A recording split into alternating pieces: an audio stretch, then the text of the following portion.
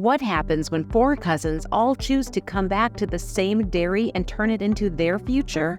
We'll get into that and more in part 2 of our 4-part series with Country Aire Farms and DeLaval. If you missed part 1, we heard from the generation that laid the foundation, brothers Mike and Tom Garrett's. Now it's the next generation's turn. Mike's sons, Matt and John, along with Tom's 2 sons, Nick and Craig, each found their own path back to the farm with different beginnings, different interests, and different perspectives on management, dairying, and most importantly, the art of navigating a family-run business. That and more to come right here today on the Uplevel Dairy Podcast.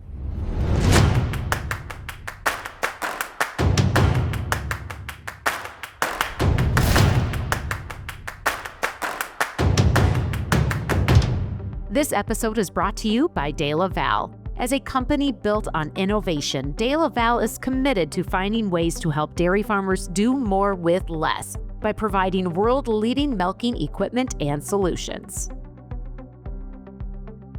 I was actually going to be an accountant. Yeah, I'd say I remember in high school when the teacher asked what I wanted to do for a career. My top 2 was either farm or dentistry. While Nick was on the path to accounting and Craig was still debating, John was always confident that dairy was where he was meant to be. Ever since I was 5, 6 years old, I was always into, tractors and driving equipment and stuff like that. That was kind of where my core passion was, and the farming side, and always riding around in equipment with Dad and helping them. So even with my brother and my cousin not knowing if they were coming back, I knew from a young age that this is where I wanted to be. My mom tried talking me out of it at a young age, but couldn't quite seem to do that. Despite his mother's suggestion, the dairy was where his passion lied. But like his cousins, his brother Matt was also teetering on a very different career path.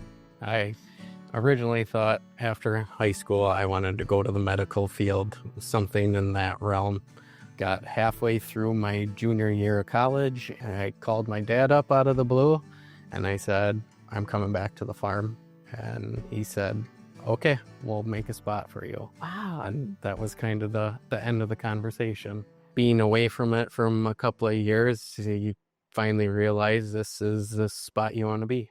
Over time, all 4 sons knew that their true calling was agriculture. Craig wanted a meaningful career, and Nick, his decision to come back was influenced by his grandfather. I wanted to do a job that really made a difference in this world. We're a 4th generation farm, and we want to continue that. Actually, what happened was Grandpa got sick. Kind of sat us down one day. He goes, my time is kind of done. And he said it out loud, and he never did that. He goes, I think you guys would be really good if you came back. And this was the guy who told us to go to college. He's like, I don't want you here. I want you to go.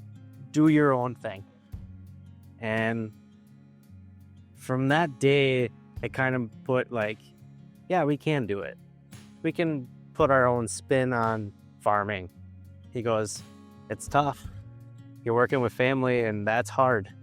But you're also working with family. You don't get to see that every day anymore. There's that time frame of, guess what? I get to work with my dad every day. How do you not enjoy that? So I get to hang out with my brother every single day, my cousins, my uncle. It's a gathering place. Family, kids, everybody shows up here because it's the central hub of our family. So why not enjoy it? Nick's choice may have been influenced by his grandfather, but it was also impacted by the appreciation for his family and the dairy. That appreciation is also something Craig found early on. Yeah, I would say it wasn't really exaggerated until I stepped into Fox Valley Technical College and really learned what the dairy industry was about. The program I was in worked around the planting and harvesting schedule. So everything I absorbed from the class, I used here. Prior to Nick officially coming back to the operation, he and Matt both graduated with degrees in their fields, Nick in business and Matt in biology. While he was on stage at graduation, he knew he made the right career move. You looked out at Grandma and you're just like, you could feel it.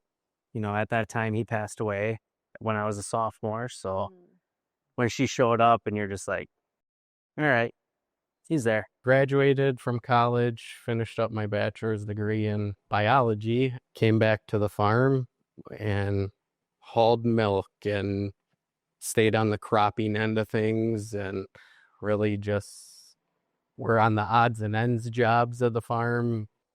We purchased a secondary location is what happened towards the end of my college career. So we picked up a 600 cow dairy, and we came back, and the dads were both like, this is an opportunity. Like, we're going to build you guys up, and I want to see what you guys can do. I think one of the biggest opportunities for us was to be able to manage a smaller dairy before we came back to the main farm. So they put us in the managerial roles right out of school. They're like, this is you for 2 years. You're going to run it. You're going to service. You're going to help employees. When it comes to the bad days, it's you. You had the backbone of, we'll always support you. You can always ask for help, but it was yours. Probably the hardest and greatest opportunity I've ever had. Not only did the older sons have the opportunity to manage the Fox Ridge site, so did John. So that's where we kind of got all the hands-on training and stuff like that. You know, they can teach you everything in school, but you're going to learn real-world experience first. And that was a great opportunity to start learning right away. While all 4 boys had to manage the Fox Ridge site, Matt and Nick were recognizing their different interests. For me, it was crops and numbers, not so much dealing with cows on a day-to-day basis. And that's where I started getting more into the maintenance of, I like equipment. I don't like being kind of behind the desk anymore. With being the youngest, John was unsure about his role at the dairy, but now he and his brother work together on different aspects of the cropping side of the business. At first, I didn't really know where I was going to be able to fit in, just for the fact that my brother's older, Nick's older, Craig's older. Everyone had set in stone where they were going to be. I thought it was cows, and now I'm starting to realize that it's more the crop side of things. Now here I am. I manage the crop team, so getting everyone all lined up and ready to go, and where we're going to be going, and where everything is, kind of like the planner for that side of things. So that's where I fit in the whole operation. I take care of the cropping end, the finance, accounting, a lot of compliance, the 3 and 4 letter acronym departments to work with. That's kind of my whole role in the business here. So you are handling milk marketing or having those conversations with market. Yep. Okay. Forward contracting, that sort of thing. Yep. Talk a little bit for a moment about the value you see in risk management for this business. Why is it important to you to spend your time doing those things?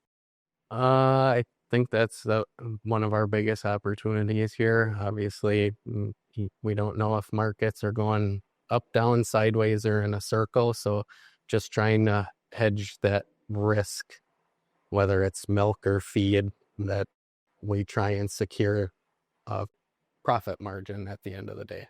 You're kind of CFO. In training. Yeah. But to your credit, you are looking at numbers rigorously, daily, and also as part of a bigger picture of evaluating where are we today compared to where we said we would be from a budget standpoint and also a margin standpoint. Yep. But this bigger picture too of overall goals for profitability of this business. As Craig explains, each of them have their own vital roles. My brother tries to keep us up to speed on shop management needs. John on the Fox Ridge location and crop harvesting crew, Matt on the financials, and then our dads are kind of there to listen and chime in and put their opinions. With those vital roles, Nick shares how there will always be unplanned situations you have to be prepared for. We got through morning milking, and you had a 4 or 5 hour break, and right before you want to do your afternoon, we lost all the power. And to me, sometimes I don't deal with cows on a very big scale for myself anymore, but listening to cows bellow is just like, it's deafening, and you can just kind of feel it. And it took a couple hours to get that power back, and it just like, okay, now let's see what we can do. And everything went into overdrive. There was a time where we had 2 milkers quit and they worked the night shift, and I couldn't have the day shift come in and work the night shift. So there was a time that we actually did have to go and milk cows ourselves. That was probably the most challenging part. From John's challenges with past employees to Craig and Nick's challenges of stepping into a managerial role, it was an uphill battle. So one of my biggest challenges was it was hard for me gaining respect from the guys being so young. You're just out of college. All of your employees are older than you. Do they really look at you like a manager? So I didn't know a lot about the cows. That's just, it wasn't my thing. I didn't see an interest in that. But I wish I would have dove more into it because it's all connected. Where my dad's been running this side of the dairy part, and that was definitely a 2-year transition phase for them guys to really respect my views and everything on that. With each challenge that arose, Nick and Matt shared the mentors that helped guide them along the way. When it came to equipment, I would ask my Uncle Mike. He dealt more with the cropping side of it that way. My dad was a lot of animal health and dealing with the cows. So when it came to maintenance in the barns, it'd be like, Dad, what do you think here? I need your perspective. When it came to equipment, I'd be like, Mike, you've had to have seen this kind of things before. Like, what do you see? Listening from your banker to your milk marketing guy to your agronomist, just building that team out that you surround yourself with and taking all of that input from them to try and make the best decision for the farm. So you've built your own mini advisory team around your specific areas that you handle. Yep. Yeah. Just trying to collect as much input as I can from those guys, and it's really paid dividends.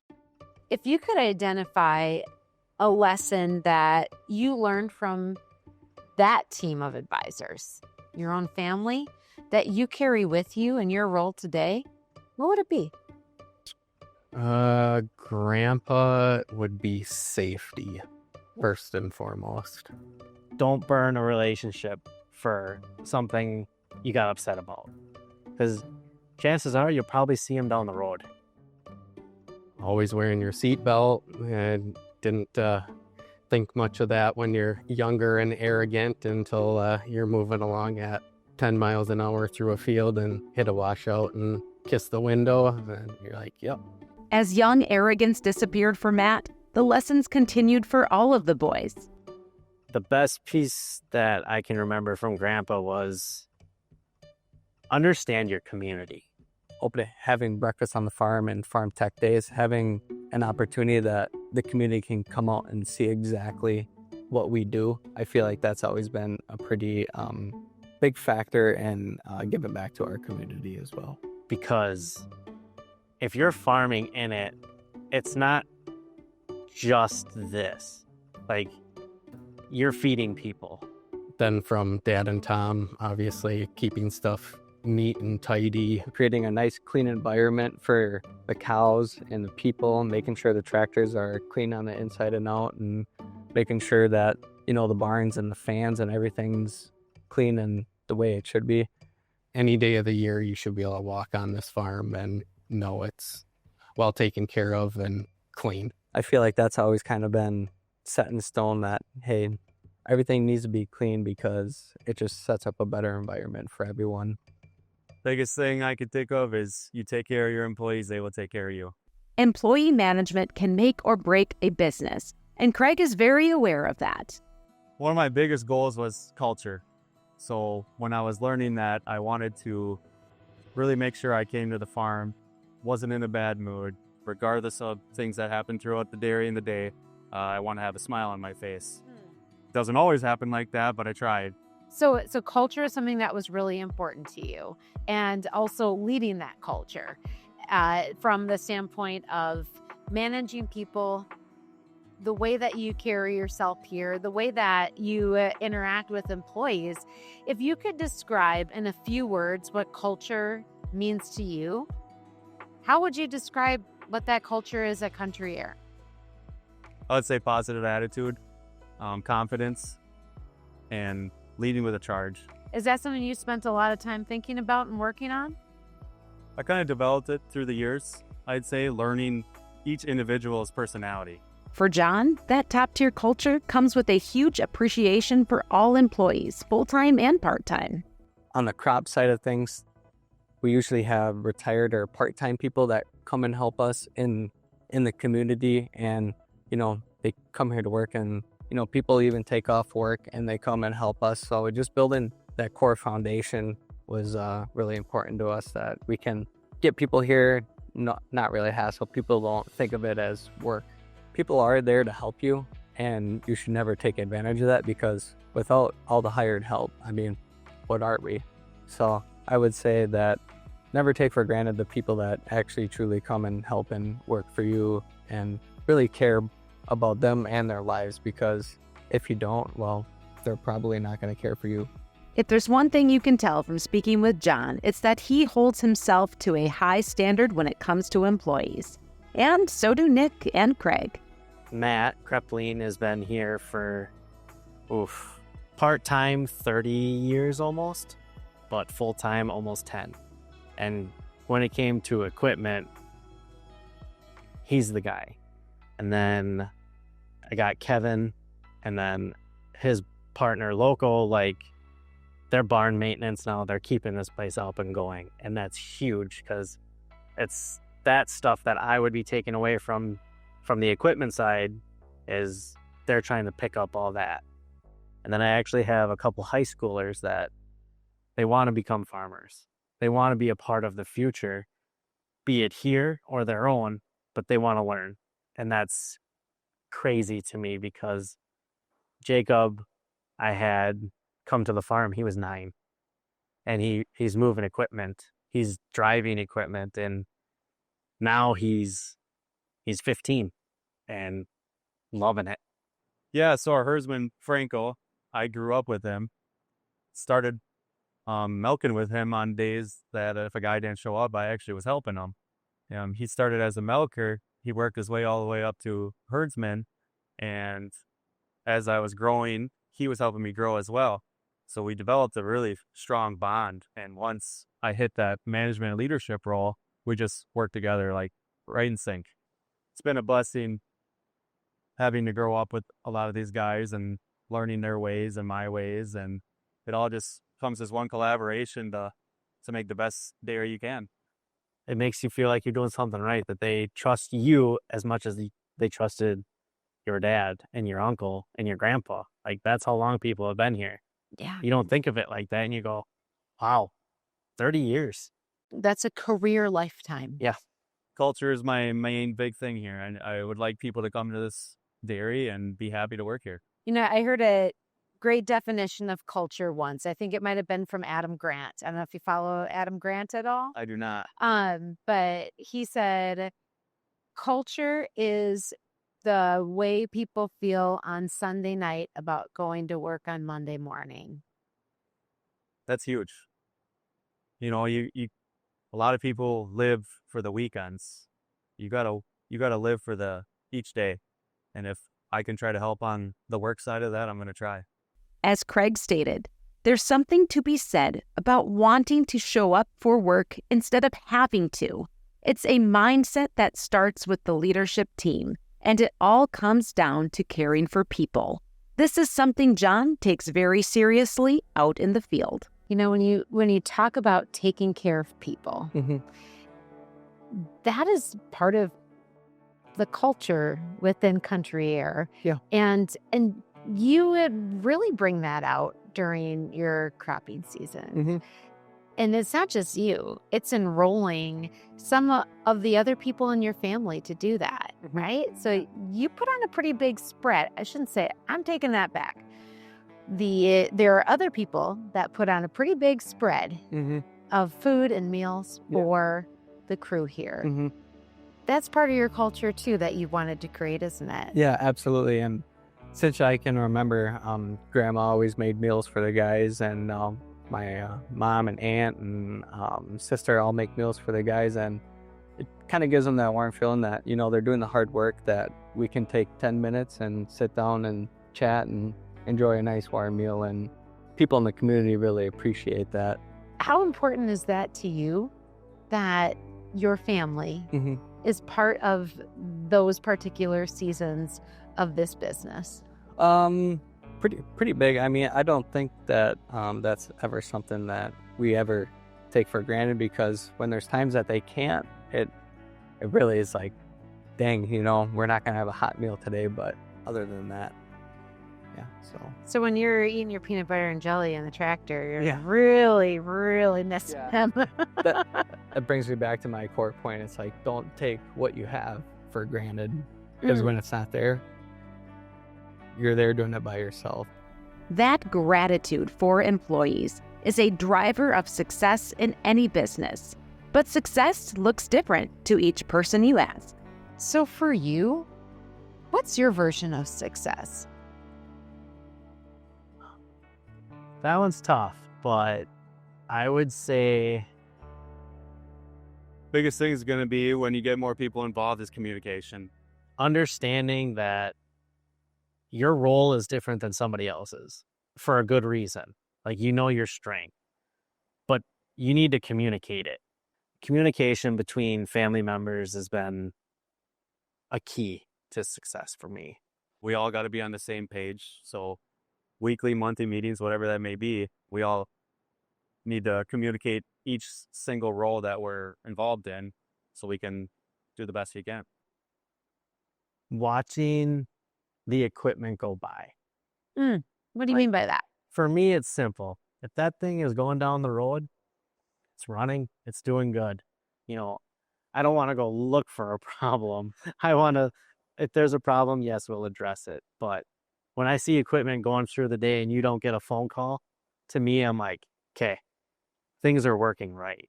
Like, we can do this. The less calls, perfect. For Craig, it's communication. And for Nick, it's one less phone call about something that needs to be repaired. But for Matt, it goes deeper. Being the fourth generation here, obviously there's a little bit of weight on your shoulders to carry on the family name and the family farm. If you're successful, hopefully get it to that fifth generation. Once we've gotten a little bit bigger through the years, I'm going to say the biggest single most important thing in a family business is going to be trust. Even during our busy season, you know, we still have to trust that Matt's going to get his work done, Craig's going to get his work done, Nick's going to get his work done. As John mentioned, trust is a key aspect of a successful family dairy. Trust in your partners, trust in your employees, but also trust in the consumers. Trust that being transparent on your dairy will help to educate others. Being one of the bigger challenges in this industry is trying to educate the consumer of where everything is and where it comes from, and when you can take them and show the community and even people around the world that, hey, this is where our milk's coming from, that goes and made into cheese and ice cream and other those things, that's important to the consumer. So when you look at this picture of you coming back to the family business and learning the ropes and being in the spot you're in today with managing the cropping side of the business, one of the words that comes to mind is sustainability. And that word has so many definitions. Yep. And as a young dairy professional and as a young consumer also, how do you define sustainability? Sustainability would, in my eyes, kind of whatever the industry is saying that we need to change differently or keep up with or keep on record. In my opinion, it's developing practices that are environmentally friendly, and also to produce a food that is maintainable for generations to come.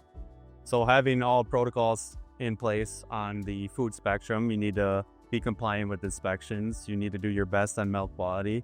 As far as the environmental friendly, we need to do things in the cropping side, having crop management plans, nutrition management plans, and it's endless options from there.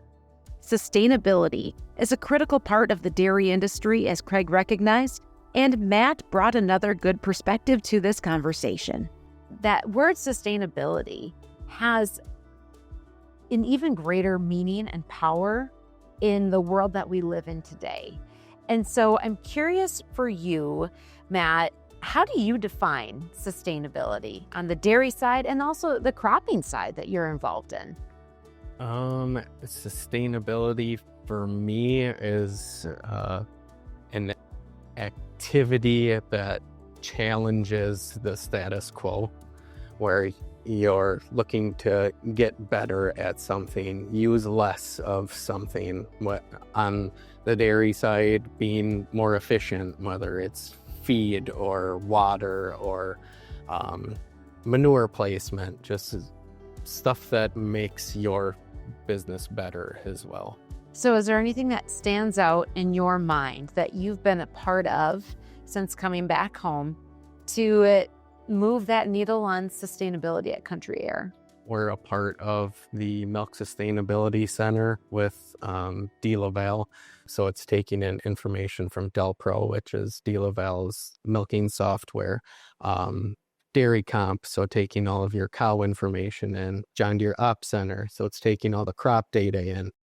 Easy Feed as well, where it's taking in our feed data and really putting together a database where we're good at having one that's good at one thing and being able to compile it, that it's already automated, that we can show in either consumers or milk processors what's going on here. Sustainability is something that is continuously changing. And while speaking with Nick, another term that changed over the years is the term family farm. What's your definition of a family farm these days?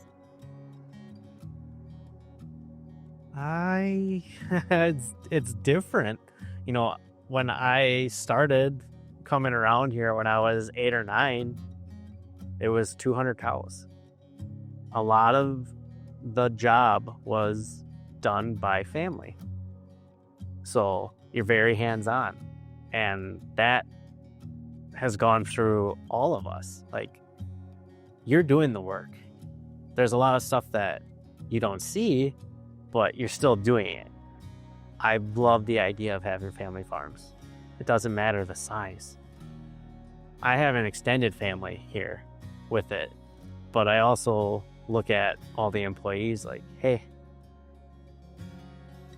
this is our family. They run the farm just as much as we do. They are keeping it going. Family isn't always the easiest to work with, and it can be one of the more challenging parts of any operation. That's good and bad, right? Yeah. There's a lot of good, and sometimes we can get at each other's throats, but for the most part, we have a business to run, and that's how we look at this. Are you able to check things at the door when it comes to family versus business? Yeah, we try to do our best on separating family, business, home life, work life. We're at all the same birthday parties. We're all family. You know, I might be mad at you today, but you go to that birthday party, we're really good at separating family and farming. You have to be able to do that. You can't take a possible grudge into the next day. Like, this is the door, this is where it stops. Obviously, it's not always that easy, but we do our best. Like Craig said, all you can do is your best. And for Nick, perspective is everything. At the end of the day, we are a family, and it was said to me once that you might be feeding your family, but you're also feeding theirs. So you have to look at it that way. Like, my cousins have children. Like, I'm feeding their children just like they're feeding mine. It's all a goal. Every day we're talking. I mean, you're partners, you have to. Don't get me wrong, you're never gonna forget the farm. It's always gonna be in the back of your mind. You're always gonna be thinking about it, but family farming is exactly what it is. Wow. You gotta separate it, but you also gotta bring it together too. If you can do that, I think you're sitting pretty good. And speaking of family, the fathers of the next generation had their own questions they wanted to ask the boys. All right, Nick. So I asked your dad and your uncle Okay. to give me a question each to ask of you and your brother and cousins. Nope. And so I'm excited to hear how you're going to respond to these. So Tom's question for you all was this: have you had difficult times yet? Ooh. Oh, it's such a hard question right there. I would say no. Absolutely. Absolutely. I would say yes, trying to learn how to manage both the farm and the personal life with kids, trying to figure out how all of that fits in together, trying to manage that the best you can. I'd say we had our challenges, but I think it's going to get harder in the future just because of government regulations, DNR, EPA, all of them are really going to come after us, large dairies, and we're going to have to do our best to be prepared for that. They set up a foundation for us where we could kind of do our job and be safe doing it.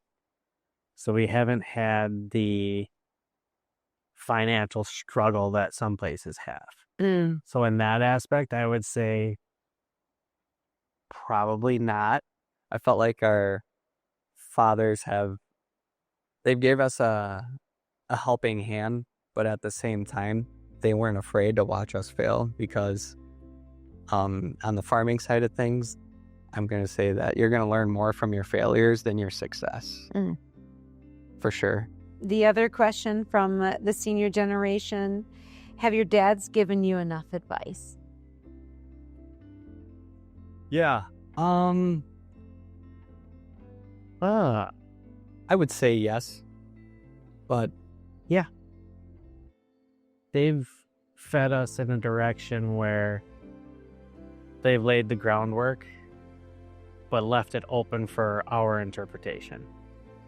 I don't think you can ever get enough advice from those guys. They've been there, done that. So anything that they're willing to pass to you or give advice on is certainly willing to listen to it. We're more on the tech side of things, and the way they had it, they were kind of more on like the old school side of things.